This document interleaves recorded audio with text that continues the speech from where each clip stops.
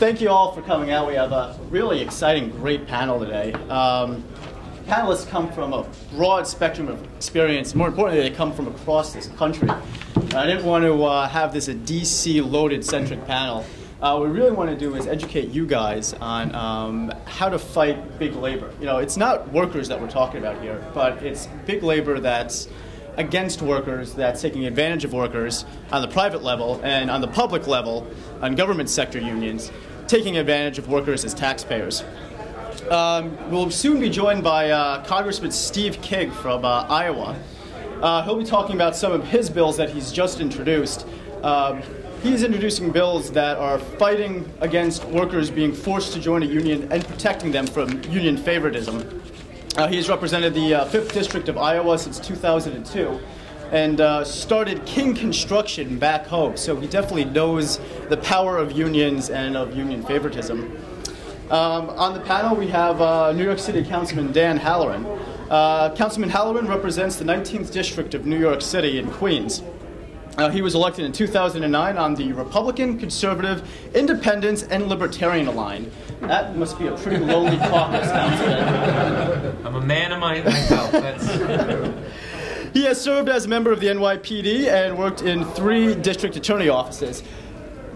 He has recently made national headlines, being the whistleblower. Many of you may remember the New York City sanitation strike slowdown. The workers came to Councilman Halloran to tell exactly what their union was up to.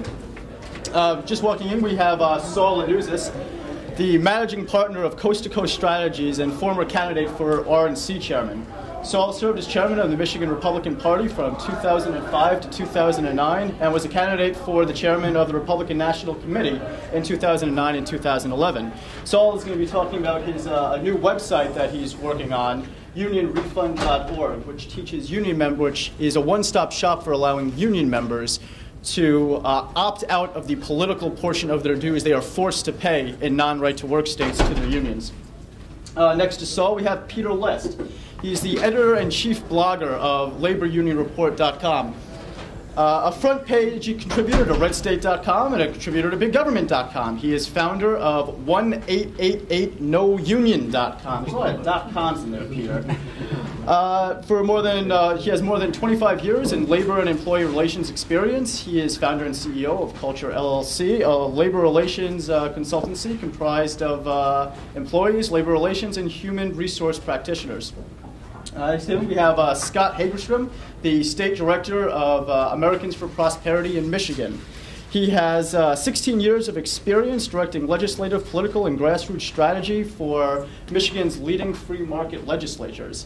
AFP Michigan is one of the key groups leading the fight in right-to-work and pro-worker legislation. Next to Scott, we have Brett McMahon, who is Vice President for Business and Development at Miller Long Corporation. He is a concrete subcontractor based in Bethesda, Maryland.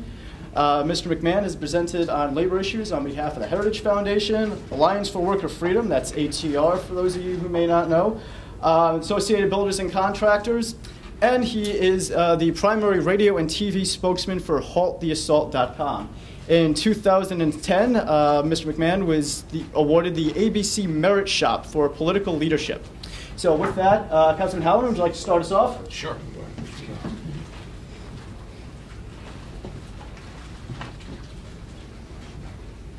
Good afternoon. Let me just give you a little brief background. Yeah, it is pretty lonely being a Republican, conservative, independent, and libertarian in New York City. And in fact, being any one of those individually is pretty lonely in New York City. There are only 5 members of the New York City Council who are Republicans, and 2 of them are from Staten Island, 3 of them are from Queens, and there are 51 members of the body.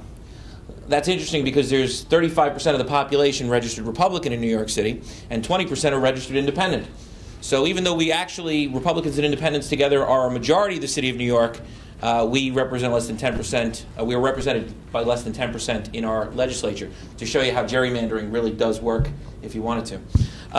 As was alluded, this year was a very interesting year for me. I had to deal with a series of problems in New York related to our snowstorm.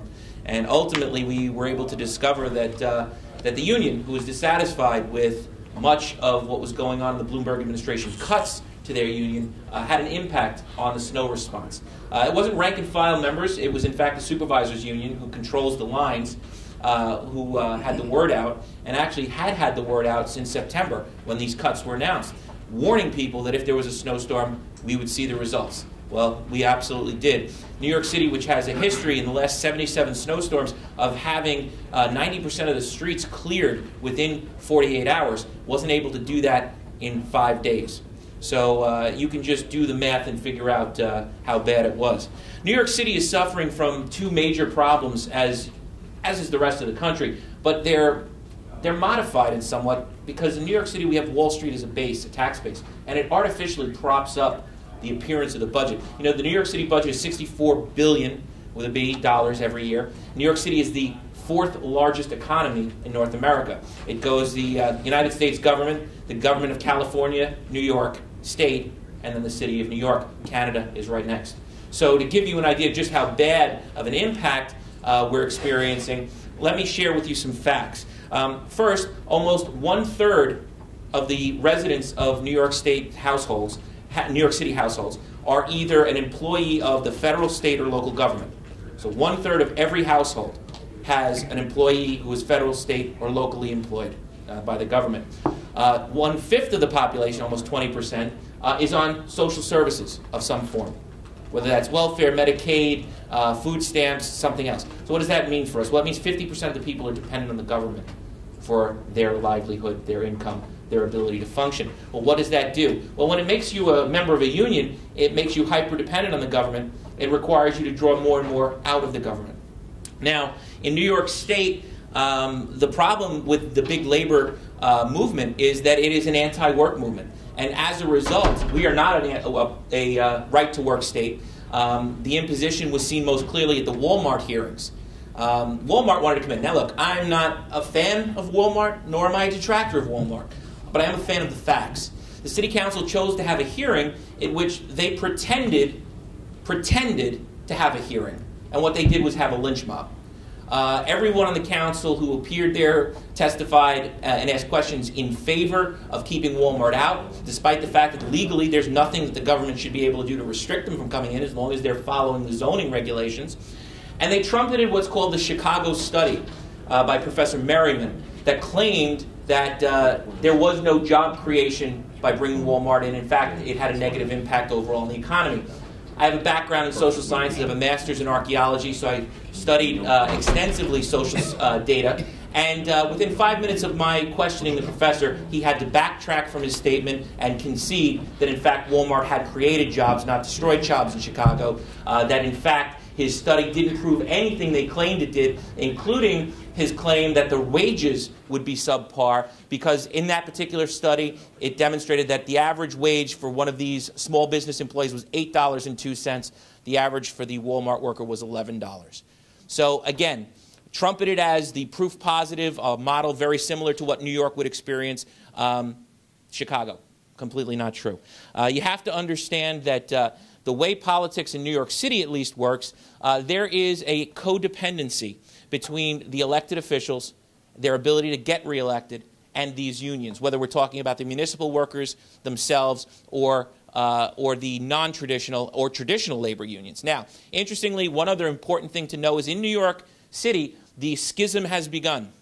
The actual productive labor unions, we're talking the building trades, carpenters, electricians, operating engineers, have now broken with the service unions and are now fighting them because these service unions are killing jobs, preventing places like Walmart from coming in, and therefore no construction jobs, killing the Kingsbridge Armory, killing projects that would have brought hundreds of millions of dollars of work into the city. This is what we're up against in New York, and New York has what is, relatively speaking, a healthy economy. It's being pulled down. At the core of it, of course, pension reforms, and I know some of the speakers will be talking extensively about that. The Manhattan Institute in New York has been in front on these issues, and we have to really start to say no. There are different types of unions, uniformed services being one, police, fire, corrections, sanitation. That's the job of government. That's where we really need these employees. That's where we have to maintain them. The rest of it is what's killing the economies of our state and ultimately the federal government. I'm looking forward to hearing the other panelists, and I'll be happy to take questions.